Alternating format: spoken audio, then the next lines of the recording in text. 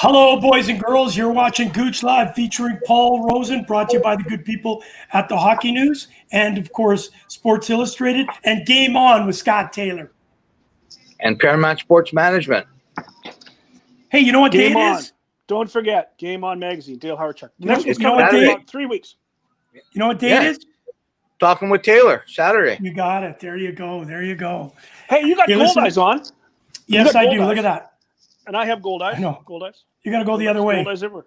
Yeah. I don't. I got Adidas. You know, I got this shirt from the Gold Eyes. We had the boys throw out the opening pitch. Remember at the Gold Eyes game? At the Gold Eyes game, And, yes. The Hanson Dave, boys. Dave Hansen, he did it with a slap shot. And it dribbled to the bench or to the back. I don't We even did think it TV made that it. night. It was great fun. It was embarrassing. But we had No, it wasn't. Denny Lemieux was there. Scott is back. There you go, Rosie. Man love, man crush. We had Denny Lemieux. We had God. Johnny We had Upton, captain of the Chiefs. yes, Johnny Dr. Upton, captain of the Chiefs. Dr. Hook. Dr. Hook was there. I played golf with Johnny Upton, captain of the Chiefs. I didn't realize pretty until I played golf with him that he was a superstar Montreal musician in the 60s. Like he would, if the Beatles came to the Montreal Forum, he would be in the band playing the pre-show. Like Really? he was big time. He was a big time Montreal musician who played Johnny Upton, captain of the Chiefs. Absolutely, and he still has a career. Oh yeah, no, he's big in Montreal. Big. Well, so is Denny Lemieux, our goalie. He can't sing though. I had him sing and it was bad. That's true. That's trade But me, he's a right? funny guy. Yeah, he's a very funny guy. So Rosie, has Yeah. Patrick Laine been traded yet?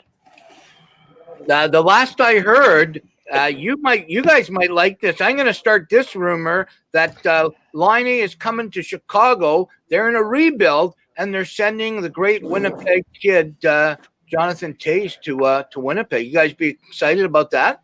Well, that'd be really wonderful. Except Jonathan Toews makes $10 million a year, and the Jets are $500,000 away from the top of the cap. So the Chicago would have to take a whole bunch of guys. They'd have to take the injured Brian Little, and they'd have to take what's left of Buff's contract, and they'd probably have to take Mark Chipman as well in order for the Jets to get under the cap of $81 million. But that sounds like fun. I mean, everybody would love it. But it's like everything else in this Patrick Laine deal. Yep, he's being traded. We're all convinced he's being traded. TSN tells us every single night he's being traded, but nobody's made a deal yet. Who's being traded to? Yeah, exactly. Nobody's made a deal. Nobody's come out and said, "Oh, we'll give you this and this and this." Every team in the It league. just doesn't happen. Yeah. What do you think? It's great to say a guy's going to be traded, but unless there's another half to the deal, there's not going to be a trade. Hey, the one thing I want to ask you, both you guys, what's the deal with Mike Hoffman? It's If he's gonna crazy. get picked up, the kid can play. There's rumors. I like him. He's a good friend with Zenon Konopka, so we've had him at a couple of our events. There's just rumors that he's a little bit arrogant, and he ticks people off. And today, as you know, if you're going to get somebody in the dressing room, you got to make sure if you're going to pay that kind of money that he wants, that he's going to be able to get along with all the boys. So that could be, again, those rumors go through really quickly, and I hope it's not. Hey, did you guys notice what's behind me? Yes, I certainly did. I'm trying to think of who's all in that picture. I can see Anders Hedberg, and I think I see Bobby Guindon. This looks like it's about 77 or 78. They're number one. Jets are number one, it says. It's my guess that they've won an Avco Cup. Yeah. But I'm thinking Joe Daly's in net. Joe Daly. I see That's Joe Daly Joe. in net. Yeah, and I'm almost certain that just to your left. Who's the guy in the middle? That's Ulf Nilsson. That's all the guy in his the hair. Yeah. And is that Bobby? I can barely see. Anyway, that's a really, really great picture. It's tremendous. Yeah. You know what? Bobby is not on the ice. No, he is not. I'm trying It's to Ab see McDonald. Anders. Let Mike move it. Ulf. Nah, See Winnipeg? I'm not sure if Ab wasn't gone by then. Because I know that's Guindon, and he was with the Jets from 75 to 80. 75 to 80. He played in Winnipeg. All right, for next week, I'm going to take a Find out picture. who everybody I'll take is the in that picture out. picture. We'll see this. All right, so we've only got you for a little bit. I know you're going to horse rating, and it's horse racing. day, and it's a free buffet, and you're not going to miss that for sure. I know that. Your brother, Rosie, pulls this one out of his hat. Gino Vanelli was Gino great. Vanelli. Where we come to Gino Vanelli. I'm not sure where your brother's going with that, but I love it. You know, listen, the general managers and the owners met, all that sort of stuff this weekend for the NHL. What did you guys hear coming out of it? They said nothing yet. Well, I think I'm hoping they're going to do something about the little ping pong balls that bounce around. Yes. Because this draft that just ended was a complete farce. It doesn't do anybody in hockey any good to not have a team that was as last as Detroit was. I mean, you talk about dead last. They were dead last. Yeah. They should have had the first pick, and then if you want to flip ping pong balls for 2 through 10, go right ahead. But you've got to let your worst team get the best player available. And I think all of the owners and managers believe that now after the fiasco that was this past year. I mean, to not let the Detroit Red Wings have the first pick, I think is bad for hockey. Absolutely. Not even that, Scott. They had the fourth pick. They didn't even get the second or the third. Right, exactly. It was all bad. It was just bad. Listen, I want to hear your discussion on this. I want to hear you guys discuss this one. Of course, a 2-hour discussion. Most of it was spent on exactly what you're talking about, the ping pong balls. Do they not have much more to do? But the two things we know, the NHL and the NHLPA are about to step up their conversations, and there is an appetite to start next season with something unique. So it may not be what we're all talking about. I know there's talk of maybe, several different bubbles. We all said, no, that's not going to happen. It may have to happen. We heard Aviation Canada has come up and said, listen, there's a possibility they'll have fast tracking, fast testing at the airport. So that may change things a little bit. But it does say here that the NHLPA is building a return to play committee again. Players will be on it, and they'll be submitting to the executive board sometime next week their thoughts. Your thoughts? I think there's going to be a Canadian division if they get started. I'm not sure January 1st will be the first day, but they're going to try to get it going. I know the Western Hockey League wants to start on January 8th. That's going to be difficult. You'll have a division in the United States, a BC Alberta division, and a Saskatchewan Manitoba division playing. I'm not sure how that's going to work out. I'm not sure what the rules are in all the provinces, and Saskatchewan still doesn't want anybody to go there, and Saskatchewan's making it very, very tough for a lot of people to play. We'll see what happens with the Western League. But if the NHL wants to start and do something crazy, I like the idea of playing a big outdoor game, but not in an arena because of the COVID thing, but playing on a big lake someplace, a big frozen lake, and really taking the game back to its roots. I thought that's Lake Winnipeg. A few people knocked that around. They talked about Lake Louise as one spot, and they've turned that down for reasons I'm not sure of, but they've decided it's too tough to get the players there. But I think that there's a way that it could be done in Ontario if the weather's cold enough in January. Too dangerous. Yeah, Lake Winnipeg. Can you imagine, though, guys, if you do it on a lake? Too warm a lake. And you do it on a lake, let's just say that Edmonton and McDavid comes down the wing, fires a slap shot, misses the net, and they got to chase it for a quarter of a mile to bring it back. Wouldn't that be great? That's hockey at its purest form, right there. Hey guys, when I was younger, I was a pretty fast skater, right? I raced Mr. Anders Hedberg and beat him. Actually, true story, not even bullshit. That's why you got that. That's why you got that letter from Fergie. No, but hold on, Scotty. Anders Hedberg was on skates, and Gouche had his car. No, but seriously, you can ask some of my buddies. I was pretty quick. Anyways, my point being is, if I got a breakaway on Lake Winnipeg, they would find me up in Flin Flon, Manitoba. That's why they put boards in. Exactly. You would still put the boards on. You would still put the glass or a screen or something up. It's still going to be on television.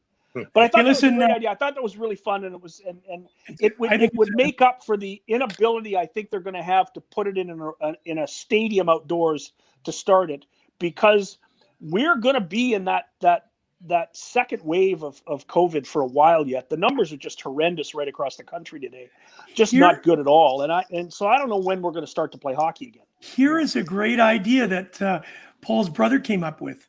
They should play the game on the pond beside the Great Wall of China. Yeah, that we had yesterday. We saw that yesterday with our buddy. It's a Great Wall of China. Why not? Sure, why not? Play it someplace. Hey, Hey, listen, let's we'll move just I know that Barry Shelley's excited.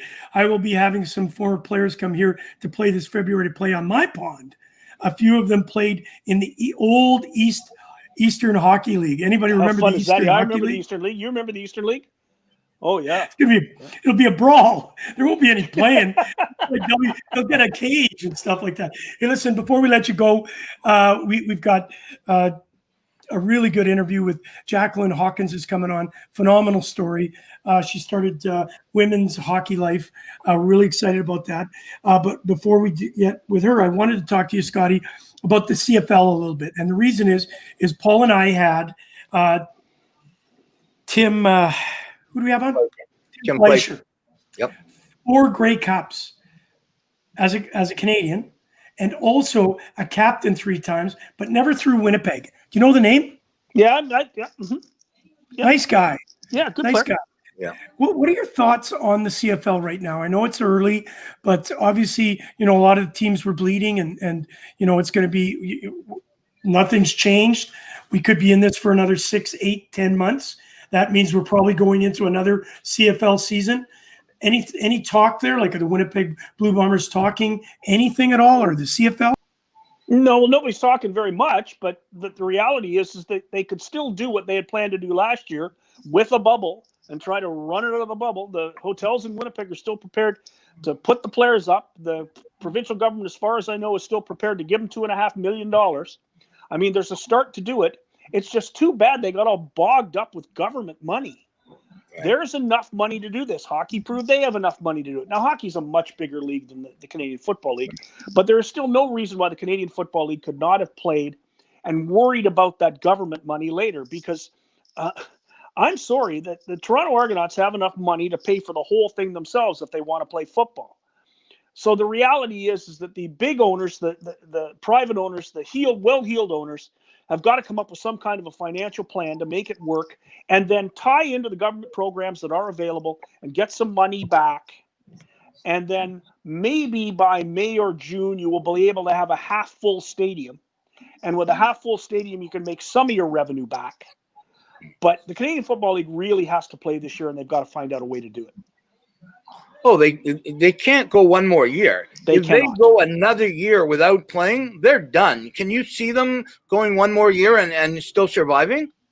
Well, I think they could survive, because the Winnipeg Blue Bombers are going to play whenever you play again. And I think Edmonton would and Saskatchewan would. I don't think there's a problem there. They'll find an owner in Calgary. I don't know what the privately owned teams in the East would do, but somebody's going to have a team in Toronto. It's just history. Right. But still, by the same token, there is no reason to not be honoring your contracts to your guys come May or June. And if smart people are running this league, which I'm told they are, then they've got to figure out a way to do it. Do they not? Do they not have to figure out a way to make this work? And they've got an offer from Winnipeg. They've got it from Edmonton too, that you've got a bubble, and you could put 5 teams in Winnipeg and 4 in Edmonton and play round-robin games and do the things you need to do.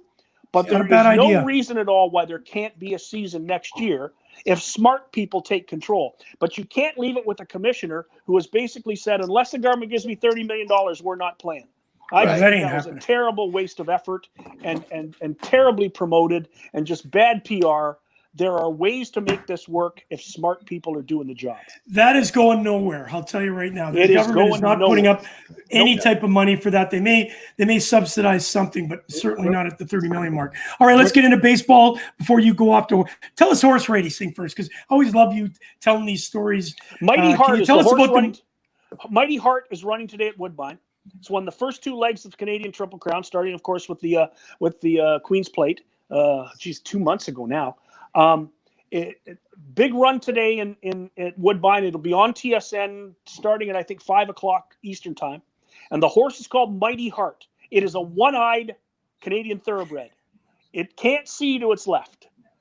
And they say because of that, it doesn't get distracted on the track and just runs with all-out speed. It's won twice, got a chance to win its 3rd in a row. So put your money on Mighty Heart today. It's at Woodbine, just down the road from you guys.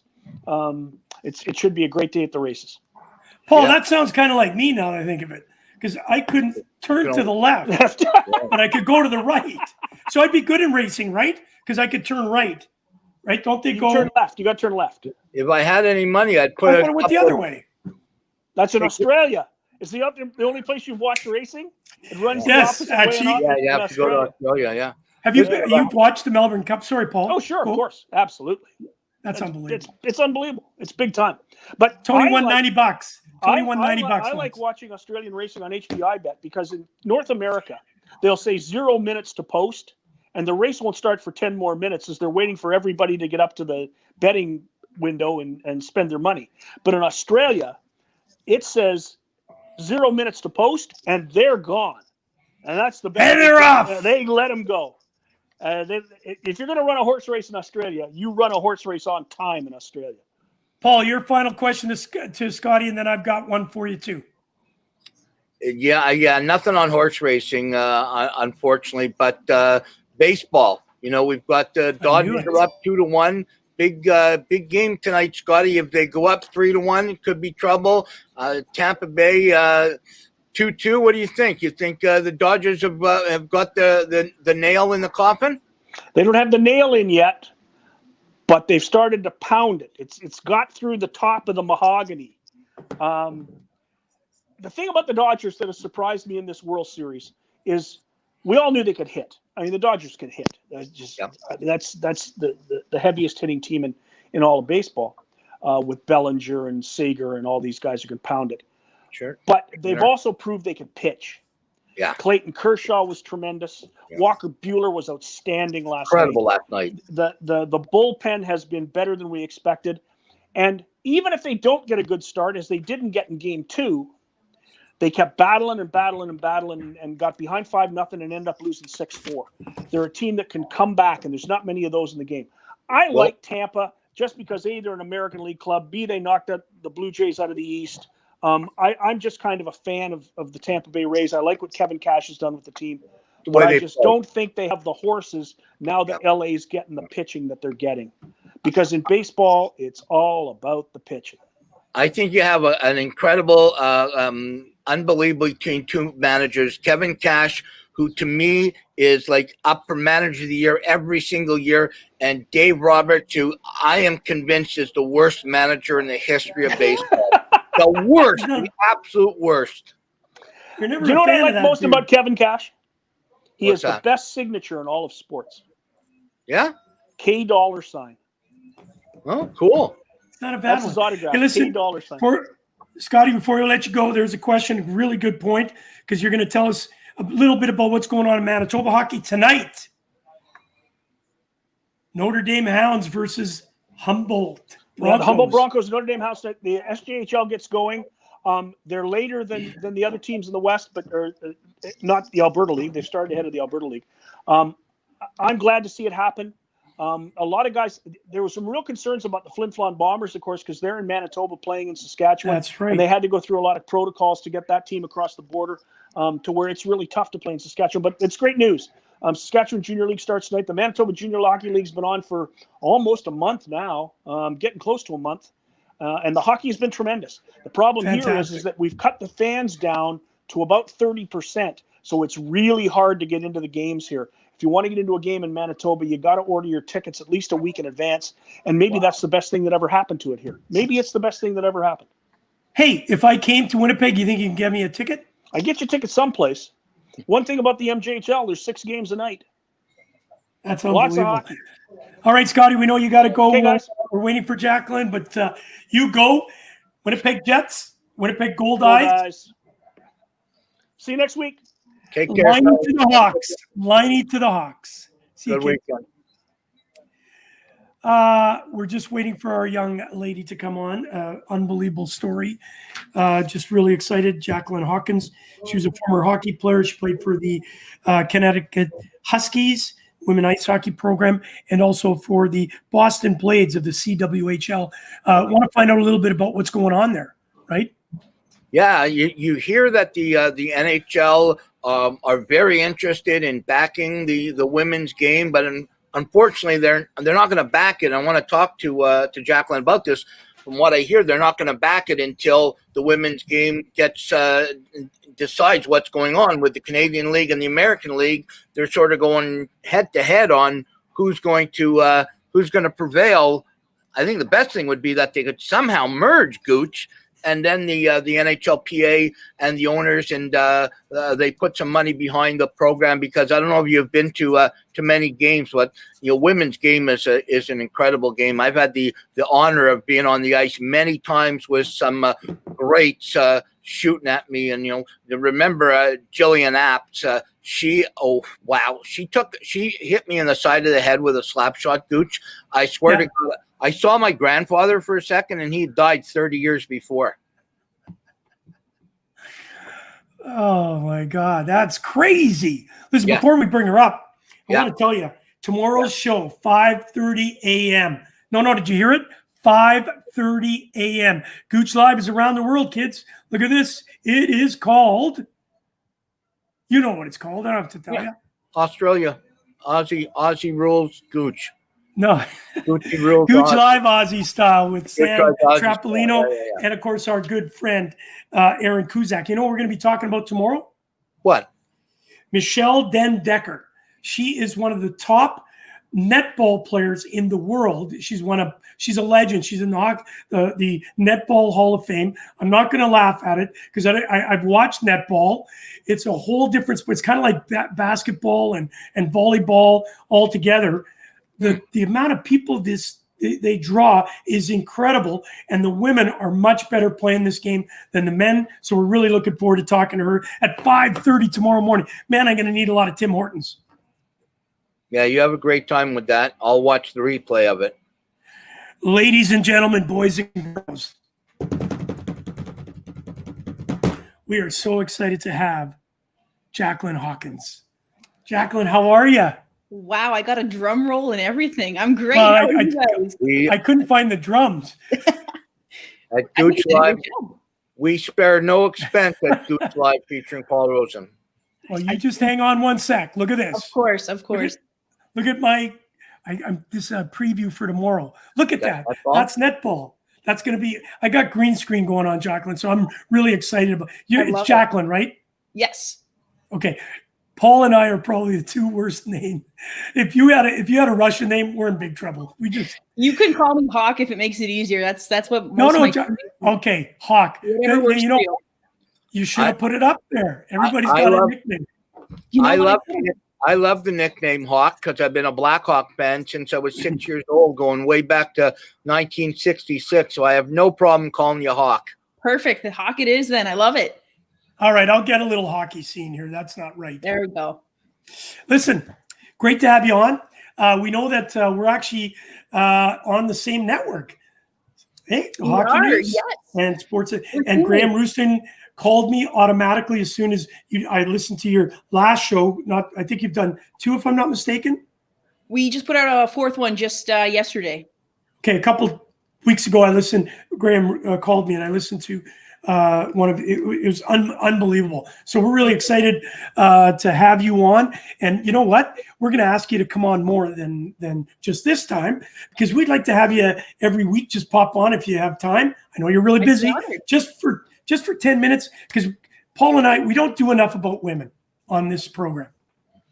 Well, I can fill that void for you. I'd be honored to do it. I love it. Well, we're honored to have you. Listen, let's talk about you. I know you're very humble. I was told that you don't like talking about yourself, but wow, when you read what you're all about, when you read your whole bio, it's absolutely incredible. Paul, I know that you know a little bit about Jaclyn. She is amazing. She's not only a businesswoman at this particular moment, she has 2 beautiful children that are twins, and so she's managing that. I'm going to give you, if you don't mind, Jaclyn, can I read off, you sent it to me today, not your bio, but you think you got a schedule, Paul. Get the twins up, feed and off to daycare for 8:30 a.m. Work on the business from 9 a.m. to 3 p.m. I'll get groceries, do the laundry, work out, and make dinner during that 6-hour window. At 4 o'clock, I'm watching Gouche Live featuring Paul Rosen. I just added nice plug there. I like that. That was good. Pick up the twins at 4, and then it's back into full-time mom mode until they go to bed, and then she works late into the night or go to bed when the twins do. It's one or the other. I'm either staying up working or I'm exhausted and I go to bed when they do. Now I don't have kids. My wife leads the exact same life you do. She has to put me to bed because I'm so old. It's amazing what you guys can do. I love it. I'm absolutely excited about it. So we want to talk. I know, Paul, you wanted to ask the first question, so I'm going to give you that, and then I'll start reading off some of these accolades for the Hawk. Well, the Hawk. I even got the in front of it. Yeah. First of all, thank you so much for coming on. I'm a massive supporter of the women's game. I played 10 years for Canada as a goaltender for the para game, and when I left the game after Vancouver, I went into the broadcast booth and I do the broadcasting. But Sammy Jo Small, and I'm sure you know Sammy, she was my goalie coach with Jamie McGuire for a while. I was on the ice training with some of the greatest women that Canada's ever produced. I tell the story of Jillian Apps taking a slap shot once and catching me in the side of the head. And I'm telling, I saw stars. I love the women's game. I've gone to a lot of Fury games where it just baffles me that we have 20, 30, 50 people in the stands when this game is so incredible. Why are we not seeing more people falling in love with the women's game, Jaclyn? That is a great question, and one that keeps me up at night. I don't have a solution yet, but I think it's getting the word out. It's promoting it in a way that gets the attention of fans. I mean, like you, the fans that love us, love the game. You're loyal, right? You're in it. You're there. You're going to be a supporter of it. And now it's just trying to tap into different markets that maybe haven't even seen a game, and whether it's live streaming it, getting it on TSN, the NHL network, whatever it may be. I think exposure is a big piece to it. Yeah, I definitely agree with you. Gooch, what's that picture? That's We're not, don't, the Hawk, don't talk about it yet. Listen, that was fantastic. I know you're a big fan of the women's game. We've had a bunch of events with Johnson & Johnson for our concussion and mental health. The Hawk doesn't know that she's going to become an ambassador too, but we'll ask her later. Man, we're just adding. Can I add that to the list of all the things you have to do? Why not? But I wanted to talk a little bit because I know how much you follow the women's game, Paul. I've followed it with Graham Rooston. I've been at some of the what's the cup? Sorry, I apologize for my ignorance. The Women's Cup they had? There's lots of, or for the Clarkson Cup or the CWHL? Yeah, the Clarkson Cup. I went to two of them. Fantastic hockey. It's incredible. And so I want to do a plug out there. And we're going to ask you a little bit about the women's game in a few minutes. But I'd be remiss if I didn't talk a little bit about the Hawks' career. And I want to talk, before I start reading all these incredible stats and places that you played, talk to us a little bit about your journey as a minor, in the minor youth organizations, where you started, and then all the way you get into high school, and from high school, then you go into, obviously, university, the NCAA. I'd love to hear that journey, if you don't mind. Yeah, I grew up in a small village south of Ottawa. So Manotick, Ontario is where it's at. Like most Canadians, we grew up playing street hockey in the warmer months. And then once winter hits, it's building rinks in the backyard. So whether we had one or my neighbors had one, there was somebody on the street that had one. So we basically just jumped around and fell in love with the game by playing street hockey on the ponds. And then I started playing, I think when I was around 6, just youth organization in town here, and fell in love with the game, continued to fall in love with it. My older brother played. So, I grew up watching him. And again, he was the one that let me play with him and his buddies, street hockey. I was the goalie because, I was the one that was the last one to join. So I had to put the pads on. Didn't obviously pursue that beyond street hockey. But yeah, so I went through the youth system here in just south of Ottawa, actually, Osgoode, and then kept playing. And at the ripe old age of 15, decided to move away from home. And I went to Watertown, Connecticut, and attended the Taft School. Played as well with a travel team called the Connecticut Polar Bears. So went from practicing a couple times a week, games on weekends here in Ottawa, to going to Taft, where during the season it was 6 days a week, and then add a 7th day with the Connecticut Polar Bears. So it was pretty amazing, actually, be able to practice and play every single day. Obviously my skills then improved because, the more times you touch the puck and get on the ice, you're going to develop. So that was an awesome experience. I loved it. From there, from Taft, I went to the University of Connecticut. I was fortunate enough to get a full scholarship. So I played at UConn for 4 years there and had a great time. I mean, the game of hockey has given me everything in my life and allowed me to travel the world and experience things that I don't know that I would have had I not played hockey. You're muted. I love you. That happens to me all the time. Do you know what, Jaclyn? Sorry. I'm doing the broadcast from the rink. We have our studio right in basically the lobby of an arena. And so Gouche a couple of days taught me I'm very brutal when it comes to anything technical. He taught me to hit the mute button so you can't hear the 20,000 kids running around. Yep. So I've started doing it. Problem is now I got to remember with my concussions to turn it back on so I can talk to you. I'll help you out. Paul, just before you go on to your wasn't 20,000 kids. Bylaw officer. Only 10. And then what's really important apart, each one of them. That's right. No, but you're only allowed 10 in the rink. Right. Yeah. All right. So, and you're at Sports Village or something like that. You're not. So I wanted to comment before because I don't want to get lost. And I know, Paul, your question next is unbelievable. You said that you were picked as goaltender. And I keep telling this story. My sister is no longer with us, unfortunately. We lost her to some mental health issues. But I love her. Paul knows her really well. And she was a beautiful, like a gorgeous, gorgeous woman. And so my brother, who's 4 years older, my sister was 4 years younger. He was a really good hockey player. And as Paul said, he got a shot in the head. My brother also took a slap shot to the head and hit him on the right-hand side and in the temple area, and it stopped him from playing. He had angst and was nervous and anxiety playing. So I was following up, and I said, okay, I'm going to become a good hockey player. He was a very good player. Anyways, long story short, the only way I became a good goal scorer is my brother came up with the idea, let's put our sister in net. So and this is not a word of a lie. We took Eaton's catalogs because my uncle worked for Eaton's, and we actually taped them to her legs. She had sweatpants on, and then we got a belly pad, but it was a catcher's pad, and she had 2 gloves, and we taped the stick to it. Man, could I pick the corners? It was incredible. Anyways, that's being resourcul, I must say. Yeah. That's really being resourceful. Yeah, Coach still thinks to this day he can pick the corners, but that's for a whole nother show. Hawk. Oh, you wait. Wait till we have our charity event, and the Hawk is with me. She's got a hawk eye, and the Gouche. I'm not sure. I'll just shoot. I went on I hadn't been on the ice in 7 years. I put all my gear away. I went on about a month ago, get back in the sled again, and I had some issues myself with mental health issues, but we leave that for our mental health Mondays.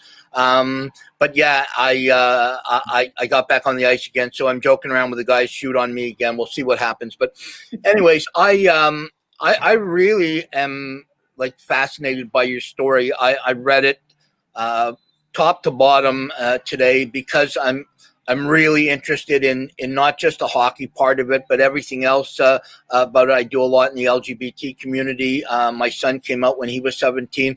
But I want to ask you, we all have our heroes. We all have our sports figures that we love, and there's so many of them. But is there maybe one that stands out a little more that, made the Hawk who she is? Jaromir Jagr. Oh, wow. So I'm a Penguins fan.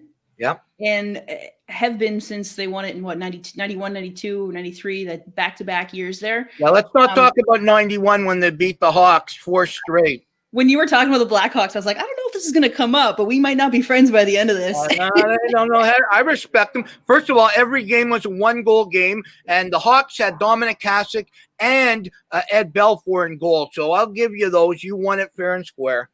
Awesome. Yeah, no, I loved Jagr. I loved Lemieux, particularly Jagr, because unbelievable with the puck, his vision, maybe not the best skater in the league.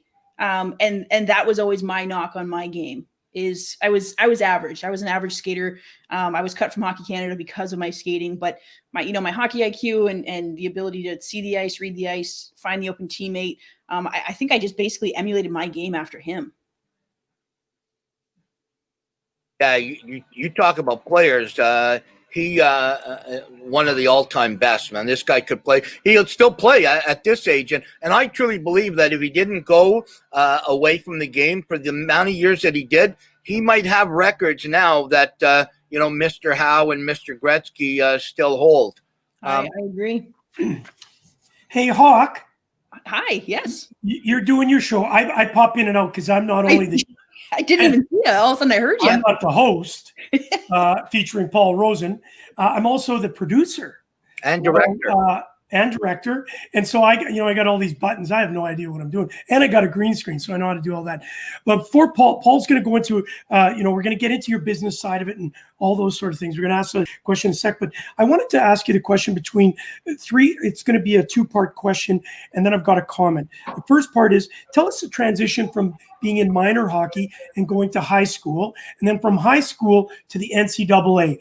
And the reason I ask that is we see a lot of programs, we're a little bit male dominated, not our show, but there's a lot of shows that are male dominated, and they don't really show the journey as much as where you come out of your minor youth organization, go to high school, and then go to NCAA, because you don't go to junior, you don't go to the East Coast League or the A's. You guys go to school. Tell me about that, or us about that, please. Yeah, it's definitely different from the men's side, and I'm not going to pretend to know that side exceptionally well because I never needed to. But I think my transition, obviously from playing here in Ottawa, and then grade 10, I decide, hey, I want to go play in the US, go to prep school there.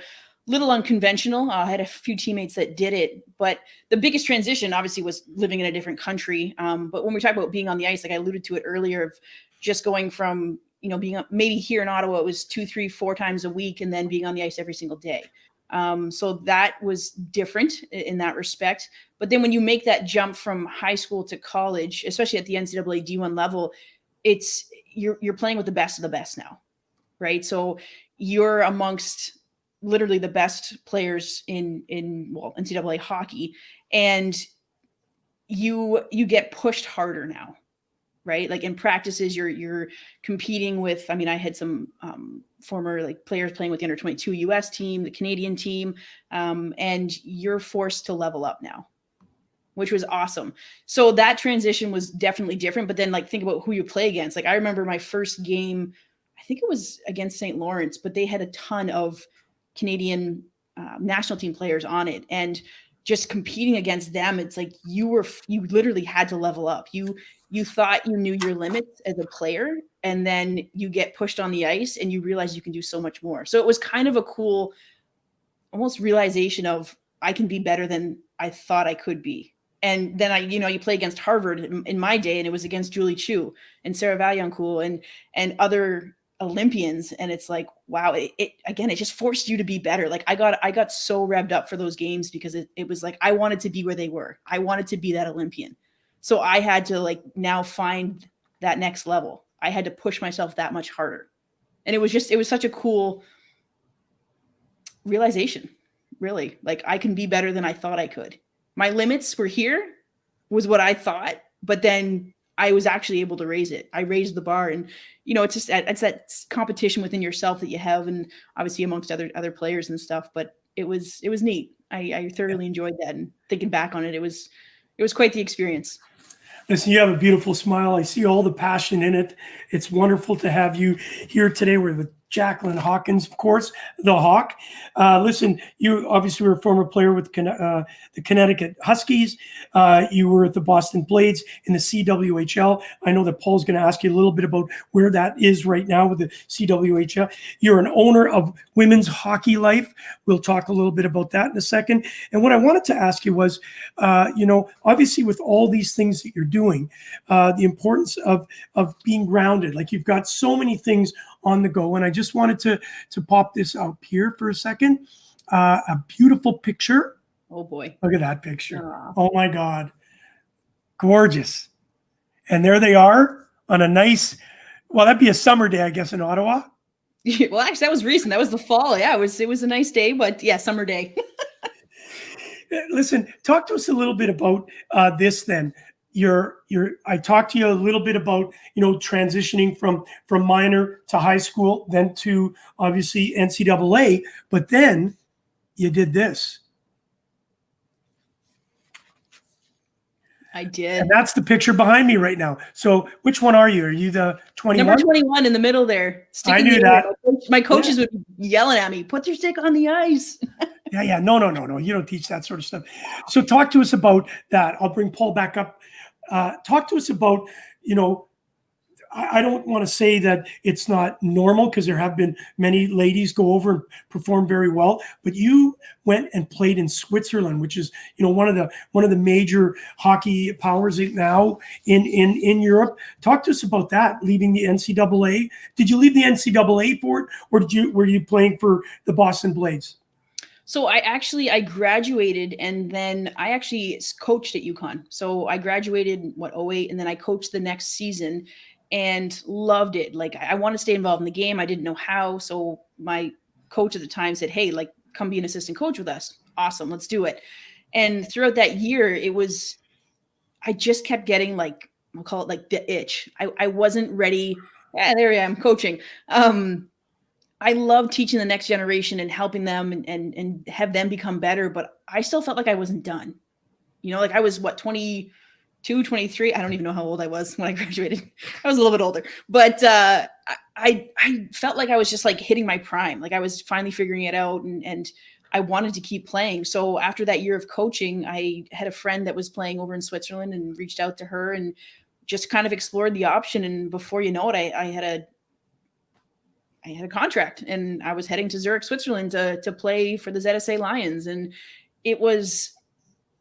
I couldn't have even imagined having that experience. Like, again, I didn't really grow up thinking that was even an option, right? I don't even know that it was back then when I was younger to go play overseas. But I got to play with Olympians. Like, my teammates were Swiss Olympians that ended up winning, like, I think 5 or 6 of them went over. It was 2010, the year that I went, and they all went to Vancouver and competed there. Cool. But I got to travel. So, like, that was the other cool part, is I went during an Olympic year. So that whole month we didn't have hockey because all the Olympians from the Swiss. Oh, good. Yeah. So I traveled. I hit up Greece, Spain, Germany. I was in London, England. Like, I went everywhere, and it was that in and of itself made that whole experience worthwhile. Favorite city in Germany? Munich, Oktoberfest. Oh, come on. Oh, there's nothing like it. Listen, Zurich is a beautiful place. As you know, I played hockey in Germany for 16 years. Or you may not know that. I shouldn't have. I do. I Googled you. Okay, so 16 years, and I traveled, and Paul has traveled, and we're flying around. So I run an organization, Stop Concussions, and I'm traveling around now afterwards. And I had to fly through Zurich. I can't remember where I was coming through, but I had to stay overnight. And I was flying back to Canada, so I had to go from wherever I was. I can't remember it off the top of my head. Zurich. Then I had to drive in the next morning into Munich to catch my flight to go to Toronto. And so when I got to Zurich, it was late at night, and I was really hungry. So I was in a hotel, and I ordered room service. And, got a hamburger. They said, "Do you want fries?" Sure. And then I ate it and all that sort of stuff. And when I got home, a week, maybe 2 weeks later, my wife says, "Mr. Goulet, you stayed in a Zurich hotel and you had room service, and it was $100. What did that come with?" And I said, "It was a Kobe burger. It was the most expensive," and you know how expensive Zurich is. Yes. $100 for a Coke, French fries, and a Kobe burger. Yeah. It's not cheap, but the city is beautiful. The food is great. And I actually got to, side story here, but one of my teammates, Angie Frauci, lives in a small little town somewhere in Switzerland. I can't remember the name of it. Sorry, Angie, if you're seeing this. But she lives on a farm. It's your stereotypical Swiss town, right? Like, they literally, you see the Alps in the background. It was beautiful. And my roommate, who's also Canadian, she played at Boston University, Amanda Shaw, we got to herd cattle down from the Swiss Alps to, like, bring them back to their farm. 2 Canadians have no idea, no farming experience, nothing. Climb up the Swiss Alps, right? And we're herding cattle down, and her grandfather and father were helping, and they don't speak English. So we're at the front herding these cattles, and all of a sudden they start to kind of go a little bit faster. And Amanda Shazi and I were like, oh my gosh. So we start running, but then they start running. It was chaos. The cows were all over. They were in different farms. They were everywhere. And I was like, we weren't asked to do it again. But Did you learn how to yodel? I didn't. Sound of Music. Okay, final. Here goes Paul. Look at that great picture, Paul. That's the Hawk on the bench. Yep. She's coaching. And who are the two little ones in the background? You know what? Fans. I don't know who they are. I think that was at, it looks like Northeastern. I thought they were your little ones. Oh, but you know what? It would have been better. No, see, I stopped coaching after I had the twins. So I apologize. You didn't send it in your bio. I'm off the show. That's it. Paul, you go. Yeah, so I wanted to, like I said to you, Hawk, we have on Mondays, we have Mental Health Mondays, and we really get into some heavy subjects on the show. And reading your bio and reading all of your story, I love the fact I'm reading right now, and I don't read a lot. I've had my own issues, but the Brian Burke's Law, I just got it. And there's a part of the book where he talks about Brendan, who was a big part of the LGBT community. And I said, my son, I was fascinated by your conversation with your dad when you were driving home from finishing up one semester. If you don't mind, because I think this is a huge part of the world and getting people to understand that sport is a great thing, but we are who we are. And, you know, the fact that somebody is straight or gay or anything, it doesn't, to me, it blows my mind, because everybody thought when my son came out when he was 17 that Mr. Macho Paul Rosen, the hockey player, was going to go nuts. First of all, I knew my son was gay from the time he was 6. So at 17, it was not but I'm fascinated at the stress that you had on you, the way I read it, until the time you actually talked to your parents and that actual drive with your dad. Yeah, and I think that's a big thing of, I probably built it up in my head more than I needed to. But that's just because of not even how I was raised. My family is they've been the most accepting of me. They don't care. Like, I am who I am. You know, that's just a part of who I am. It's not the entirety of me. But then you hear how society is responding to lesbians, people that are gay, like, and you internalize that and be like, oh my gosh, is that how people are going to treat me? Right. And so I think it took me a solid, like, I think I've always known, but I didn't really realize it until, I think it was when I left and went to prep school and started to figure things out and understand that I'm like, why am I attracted to women? What is this? This is different, but was still afraid of. And then come university, I'm now exposed to people who are gay, lesbian, bisexual, whatever it is. And I'm like, oh, this is a thing. This is real. Like, my feelings were almost validated in my college experience, but just by seeing it. So that's why I talk openly about it all the time too, because it's nothing to be ashamed of. It's a part of who I am. It doesn't make me less or better or anything. It's just, that's me. I am attracted to women. That's it. But the thought of actually having the conversation with my family scared me. I was still like, oh, are they going to accept me? You know, like, my roommate was awesome about it. She's my best friend to this day. But I was like, but what if they don't? And I think that's a big thing. The fear of, what if my family rejects me? So that kind of, I think, not stopped me, but it took me a solid year after I'd figured it out to at least have that conversation. And I laugh at it when I think about the conversation with my dad, because he literally picked me up. We hadn't even left. This is how I remember it. We should get him on here, because I would love to know his version of it. How I remember it though is like, we were literally leaving campus, and it's like, I just needed to let it out. I just needed to get it off my chest. Yeah. And I was like, Dad, I'm gay. And he was like, okay. Like, it's probably like you, like, he knew. Yeah. He's like, when I talk to them now, it's like, yeah, we knew. But again, to out somebody before they're ready to accept it themselves, you don't do that. And I respect my parents and family so much for giving me the time and space to figure it out on my own. Yeah. Not be forced into something when I wasn't ready to accept it. Sure. And be who you are. Exactly. You're you. That's it. That's the bottom line. You're you. And we love you being you.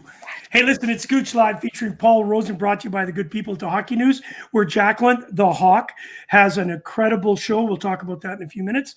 And it's brought to you by those Sports Illustrated dudes. Yeah. Awesome. And Paramount Sports Management, where I am, and I keep turning my mic on and off. You know, there's something going on. I don't know if you hear it. Hawk, we have some issues. We have technical issues. Neither one of us really know what we're doing. Do you guys hear voices? Is this a general question? Because yes. No, right now. It's the radio behind me that we can't figure out how to turn it off, I think. No, honestly, I'm hearing in my headset right now an interview I did yesterday. So I think I pushed something. I think that's on you, Luch. I think that okay, good. Yeah, I don't hear that. As long as it's not bugging you guys, I hate hearing my voice. All right, here's a question for you. Who was your biggest inspiration while you were going through coming up? We love your story, but I really want to know, obviously, for the hockey component, how did you decide to be who you are in hockey? You chose to be a coach. Now you're in business, as you know, in the hockey world. You know, you're a leader because you've obviously been a coach, but you've been a leader on all the teams. Who inspired you? Ooh. I know it's lots. Yeah, no, two. I think two. I'll give you two. Two answers to that. I think so. My parents, well, my dad, he owned his own business, so he ran a pet food business with my mom's dad, so my grandfather, and I just always saw him working, you know, at that business. It was a small business, you know, trying to compete with the big Pet Values and all those companies and whatnot, and just the grind that they both went through. You know, my mom helped out from the marketing advertising side of things as well, but just like my mom raised the three of us while my dad grinded it out and was just trying to make a better life for all of us. So I think subconsciously I always saw that and was like, okay, that's where I learned hard work. That's where I learned if you want something, you got to work for it. The hockey piece, I think I just always looked up to like my big brother. I mean, he's a year and a half older. He's not that much older, but you know, and seeing what he did, and you know, he had a great career. He played at Concordia University. He played overseas in France and Australia and Germany, and you know, always just wanting to be like my bigger brother. But then I think there's also like hindsight now, just intrinsically, I can't even speak English. Internally, you're with Paul and Gouche. You know what I mean? Right away, you're a brain surgeon compared to us idiots. We have a tough time with 3 syllables, so keep going. But no, I think internally, I just always followed my passion. I always followed what made me come alive and what made me happy. And that's like the game of hockey always gave me that. Like, regardless of what was going on in my life, you know, even me trying to figure out who I am as far as my sexuality, like, no matter how much that weighed on my mind, or having to study for a test, or, you know, maybe issues with friends, whatever it may be, like the rink, the ice, it always was my escape. So I always followed what made me happy. And, you know, obviously during my playing career, that was playing. And then I got into coaching, and that made me come alive. And now it's the business piece. Like it's giving back. It's taking all of these lessons learned, the failures, the successes, and hopefully giving that knowledge to others so that they can kind of find their own path and pursue what it is that makes them come alive. Bathroom's in the back. Paul's directing traffic right now. The bathroom's in the back, Paul, if they don't know it already. What a show. We do have a sign up that says that the show is live on the air, but I do have to tell people where the bathroom is every once in a while. This is actually Canada. Hey, Hawk, that's how far my career has gone. I love it. And they're grateful to you. They're grateful for that. No question. Wash your hands. Make sure you're wearing a mask. Listen, before Paul gets into his next question, what your brother's name was? Trevor. Okay. I wanted to look it up because you said he played in Germany. And I forgot all about that. Listen, here on the right-hand side, we have a bunch of comments coming. And so, Paul, I know that we've been talking about this. Looks like we've got the Hawk coming to the Schnitz for Stutz at the next Oktoberfest. As you may know, playing in we're going to be buying an Ottawa Senators jersey. It's going to have number 18, Paul, if you don't know it already. I thought he said Yes. 88. Gooch, I thought 18. They just announced it today. Ottawa Senators, Tim Stützle will be wearing 18. You can order the jersey today, and I'm going to order my jersey. So That's Tim cool. Stützle is I'm sure you follow it. Yes. Yeah. So he's our meal ticket to free tickets at the Ottawa Senators. Love it. I'm jumping on that bandwagon then. You're on it. And Not that right now we have a problem with getting tickets to Ottawa, but I do say that we followed the draft very closely here on Gouche Live. I think the Ottawa Senators within 5 years are going to be a Stanley Cup contender, not a pretender anymore, but a contender. I love what they're doing. And I thought he had said he was wearing 88, but I love 18. That's fantastic. Hey, but don't forget, Paul, you also said the Toronto Maple Leafs would win the Stanley Cup in 5 years. Look where they are. First of all, Gooch, you have to think very, very hard when you say something, especially about me with the Toronto Maple Leafs. The Toronto Maple Leafs, if they win another Stanley Cup while I'm still on this planet, that's going to be incredible. And I plan on being here for a number of years. So Hawk, I apologize. I have never said that about the Toronto. This is what it is. Sorry about that. Yeah. I didn't realize we were going into a rant. Sorry, buddy. Listen, You know I'll what? have no problem going on about a rant when it comes to somebody saying something I didn't say. You know, I was just going to ask, should I step out for a second to give you guys a minute? Or you're good? Hey, hang on. I got to go to the washroom. Hey, listen. Where is that again? Right down the corner. It's in the back. This way and then back there. It's the money. Hey, listen, I don't know if you know it, Paul, but this lovely lady here, 55 points, 29 goals, 26 assists for the ZSC Lions. You were one of the Swiss League's most valuable players. Hawkins was selected by the Boston Blades in 2010 for the CWHL draft. We wanted to talk to you a little bit about where the women's game is now. Obviously, Paul and I are big supporters of it. We love Sammy Jo Small. She comes on the show a lot. And so we really want to know from you what you see the future of this great game is. I think it's limitless, but I also think there needs to be one league. Yeah. There needs to be one league where the best of the best truly play. And I think it's going to happen. I think patience comes into this for all of us that are impatient. I believe it's going to happen. It's not like I'm thinking this will never come to fruition. I know it will. But there needs to be one league. Hawk, I totally agree with you. And I heard in the last couple of weeks, the PA and certain, like the NHL is behind the women's game as far as, and I know a lot of people, and so does Gooch, the Players Association, the owners, the general managers, everybody is behind the women's game. We need to have a healthy women's game to have a healthy hockey game. But the biggest problem, from what I hear, is the two leagues. And until the two leagues merge, we're not going to get the NHL stepping in and helping out. And that's what you guys need is financial help. Why is that not happening? Like, what's your, and I don't want you to get into politics or have to step on any toes, but, you know, as much as you can tell us, why has it not happened? I just believe it's because both leagues believe their league is the best league. Right. So until we can sit at a table and put egos aside, put, feelings aside and strictly come at this from a business perspective, it's not going to happen. Right. Because again, why would the NHL or a private investor or someone invest in something if there's two competing leagues? Like, thinking from a business perspective, you want to get behind something that's going to truly be the best. Yeah. Well, the thing that drives me crazy, it's a few years ago, I went to a game. It was at where the Leafs practice now. Can't remember what it's called, but right off the lake shore. Okay, Ford Center. Great building. And actually, the MasterCard Center. Sorry, it used to be MasterCard. Now it's the Ford Center. Great game. We had Carol Pounder in the game. We Sammy Jo Small was in goal. There was some big name players on both teams.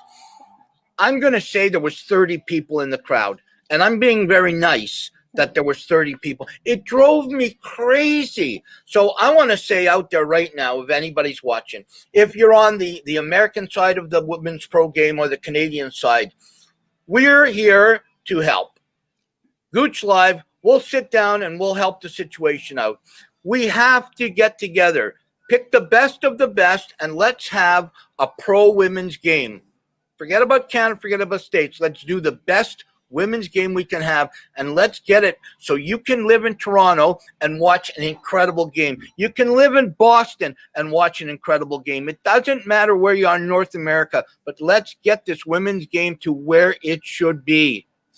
Paul, the rants tomorrow. I told you that. Why are you doing this? I love Paul's rants. These are great. I love it. You got to hear some of them. He finishes and I'm sweating because I'm worried that we're going to get thrown off the air. Hey, listen, the Hawk, you and I are closer than we think. Your brother played in a city called Hügelsheim. Yes. Eishockeyverein Hügelsheim. That's just outside of Baden-Baden. Did you go there? I did. Did you go to the bath? Did you go to the baths? What does that mean? Baden-Baden. Yeah, the outside markets, the Christmas markets and stuff. Yeah, absolutely. No, the bad is these the spas where you go in the whirlpools and all that sort of stuff. That's called. No, but I that's did what do it's called. that in Iceland. Okay. Did you go to Trier at all? Did you get a chance to go through a city? It was a quick Anyways, trip. the reason why I'm bringing it up and saying that we know each other through this whole experience is your brother played with a guy named Steve Pepe. And Steve was the captain of the Hügelsheim team, and I played against Steve. So somehow you see how 6 degrees of separation right there. I like it. Yes, it is. All right, now we got to get into a very important.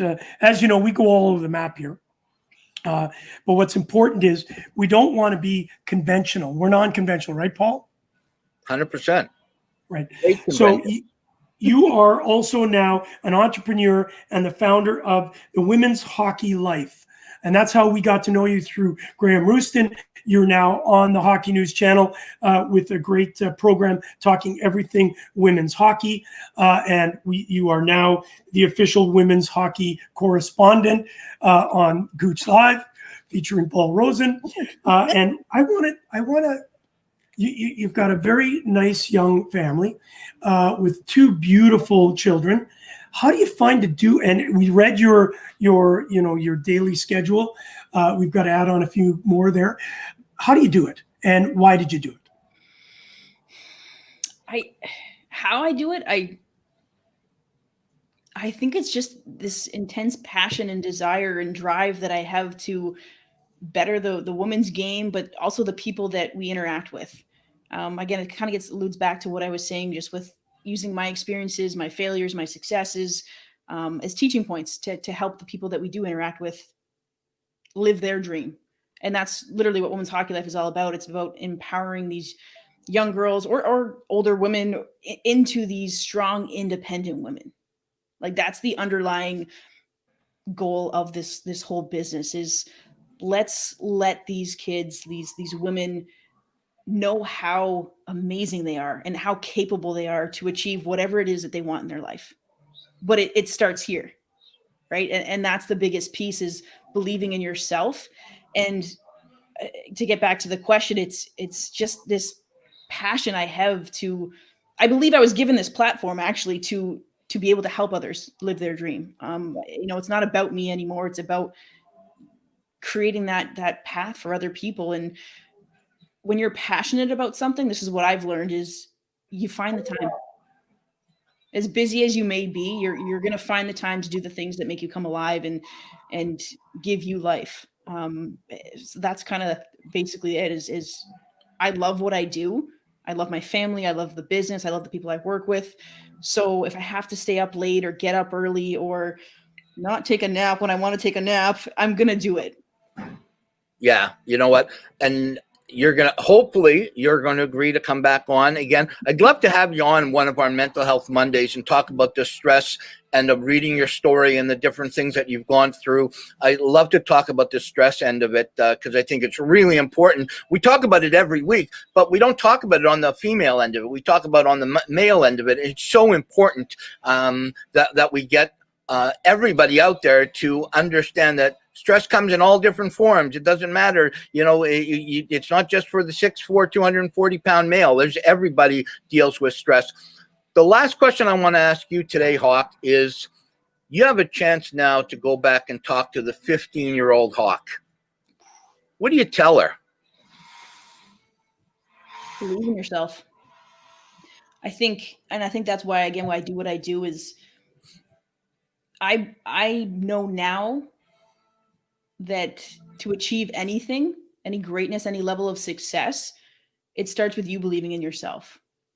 And especially as a 15-year-old kid, we're using 15, like hormones alone, just the social interactions, trying to fit in, like there's so many competing factors for your attention. But if you can develop this bulletproof mindset of knowing who you are and believing in yourself and knowing it's okay to go against the grain. In fact, if you do, that's probably what's going to lead you to the path of success is not going to that party, is staying home and training, or, making decisions that are maybe unpopular with your crowd, but knowing that it's going to better your life, right? If you've got that goal, that vision for what you want your life to look like, you got to work hard. You got to believe in yourself, and you're going to have to make sacrifices. Love it. Wow, very well said. Listen, we've got a couple people on the side here that are asking questions. Barry Shelley, a big supporter of our show. Have you ever played at the Olympic Stadium, excuse me, in Innsbruck? The view looking out on the windows that are facing the Alps is out of this world. I've been there. It's absolutely spectacular. Have you been to Innsbruck?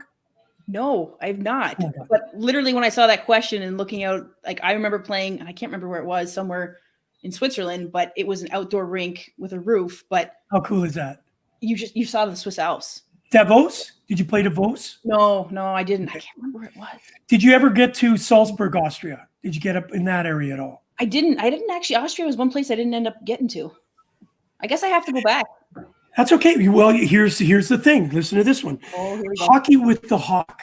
We got talking with Taylor. Now we can have hockey with the Hawk. I love it. I love it. I'm going to get something drawn up. You guys let me worry about that. Listen, another question coming here. A great show. Barry loves it. And then we have a gentleman that lives in Ottawa. He's I think I mentioned to you, part of the Canada 5, Robert Wine, just a wonderful support of our show. He won't miss one. He'll actually call me and say, hey, Gouche, I'm not going to be on the show today. Is that okay? Okay. Of course it is. Permission. I love it. But he drives a scooter. And so, because of his accident that he had. So he sent me a picture of him driving up to the scooter at Tim Hortons drive-thru. Love it. And he gets his cup of coffee, puts it in his little holder, and off he goes. So it's fantastic. So the point that we are going to make is we are going to Oktoberfest next year if everything works out. And we're going to be taking a cast of crew. And we are going to obviously do the Oktoberfest, and we're going to do it upright. So we'd love you to be a part of it. We'll figure that all out later. I know we're offering a lot, but that's what Gouche Live is all about. We got lots of things to do. Obviously, we work with mental health, as Paul has brought it up. We're doing the concussion platform, which is so important. There, as you know, in the women's game, there's been a lot of issues, and we obviously want to be taking care of everybody at the issues that they have when it comes to concussions, because you've given us so much to think about and deal with, and give us an opportunity to ask you some very personal and open questions, getting up close and personal. I want to first thank you that sometimes, opening up and being vulnerable. We just love that, because both you can read our story. We're an open book, as you've said, is yourself. But could you tell me what you believe, looking in the mirror, what are the biggest attributes that have made you the woman you are today? Ooh. To do what you're doing, being a mother, being a businesswoman, being a spokesperson for the game that needs a spokesperson more than ever today. I think that it comes, I said it a million times, but I keep coming back to it. It's having this passion. It's what drives me. So having this passion and believing in what we're building and what we're doing, not only helped me on the ice to be a better player, but to now give back to the game. And it obviously requires persistence. You get knocked down a lot. I have failed more times than I have succeeded. and I'm still learning that through the business side of the world. This is new to me. So I try new things, and when they don't work, okay, back to the drawing board. So passion, persistence, work ethic. I never want to be outworked. Yeah. That's the reason I asked. Sorry. No, I was just going to say, like, that's something that I think has been ingrained in me. It's what I saw growing up, and I saw my brother succeed with that as well. And it's I will never be outworked. Yeah. The reason I asked that question is because Paul asked you, talking to the 15-year-old yourself, but today women need to know that they can step up and do as great things, and we need that right now. As we wrap up, there's a couple small comments I wanted to take off the right-hand side. Aaron Kuzak, who I'll be on tomorrow morning at 5:30. He's up and early. He heard you were going to be on, so he wanted to be a part of today's show. He's in Melbourne, Australia. He's just gotten out of lockup. We're going back in, and he's just coming out of it. Not real jail. He's not that type of guy. He's coming out of the COVID lockup. Hover with the Hawk. Muted. Oh, you're on mute again. But his. We're gonna work on that. But here's a great question. Oh, sorry, Paul. Go. I don't like that one. And I only put me back on again because the guy just came out of the room and started screaming. And I don't think you guys needed to hear the screaming. Absolutely, that's part of the show. The screaming. Like we're in the ring. Yeah, no, it was not screaming you wanted to hear. We'll leave that for another show. So as we leave you to get back to your very busy schedule, it's really important that we ask this question from Barry Shelley, because he's got his, it's called the Rink of Dreams. He had both. Well, he's had me on. He'll have you on, Paul. I hope that you would join him also. He does a show called the Rinks of Dreams, and he's down in Cooperstown, where it's actually baseball, but he's just become a hockey nut. But he's asking a very important question, because I know in yours, you're doing WHL Gear, right? So it's a Women's Hockey League gear. And so I think is that gear like ice hockey gear, or are we talking just gear? Play on words there. It's more apparel. Okay, but so then this is an appropriate question. An appropriate question. Forgive me for being so ignorant about the women's hockey, but do you have the same equipment as the guys, or do they make shin pads different? Or I know for a fact they do make some shoulder pads different. For obvious reasons, the shoulder pads sometimes can be different. I grew up, though, I wore hand-me-downs for my brother. I wore, quote unquote, what everyone wore. I won't even say men's equipment. It was just equipment. Sorry, Jaclyn. I just did the biggest thing. I worked in a hockey store for years, Just Hockey for years ago. And the only thing I can think of is, the jock for a guy is a jock and the Jill for a girl. It's really, other than that. That's what I was going to say. That's literally the only difference is the jock versus the Jill. Definitely wouldn't recommend men wearing the Jill. They definitely no, don't wear the Jill. No, if you wear the Jill, you don't want to be telling people. No. But yeah, that would be the only main difference as far as the equipment goes. So here's a couple great pictures we'll leave with everybody. Barry, thank you for that question. But here's some great pictures of an incredible hockey player. Tongue out right there. Another left shot. There's a coach. There's the coach. And look at this. Beautiful. Absolutely beautiful. That's $1 million. Yeah, absolutely. Well, we're so lucky that Graham Rooston said, Gouche, get the Hawk on. And man, it's been 45 minutes of nothing but incredible. And we're looking forward to having you be a part, if you would like, part of the Gouche Live, because you know what? You've really enlightened us, not only on the women's game, but obviously what you're doing for the women's game. And as Paul said, whatever we can do to help, we're there and pounding the drum along with you. Appreciate it. I saw your drum solo already, so I like we're going on that same thing. Okay, you're going out. Ladies and gentlemen, the Hawk is out of the house. Hey, Hawk is in the house. It's not a bad one. Ooh. Oh, boy. I get Hawk hockey, just basically Hawk hockey. Okay, see you. Thank you, Hawk. Thank you guys so much. Appreciate the opportunity. Definitely want to get you on for Mental Health Monday. Yes, we will. We'll talk next week. We'll get it all over. We'll be in I got to get her to Oktoberfest. We got to get tickets for the Ottawa Senators. We need her to be an ambassador. When's she going to fill that all in her schedule? But no, seriously, I think it'd be great to have her on the mental health component and helping us. Obviously, we've had some great women already on, but I think her perspective is just absolutely fantastic. Well, the thing I love about her, Gouche, is I read a lot about her today, and there's some things about her that, you know, when she did come out, and the stories, and, you know, her stress level, and she had something called Bell's palsy, and there's so many things with her story that she had to deal with that I think could really help us on Mental Health Monday, and we have yet to really have a lot of women on Mental Health Monday. Absolutely. I will line that up with her. It's been a fantastic show. I really, really enjoyed it.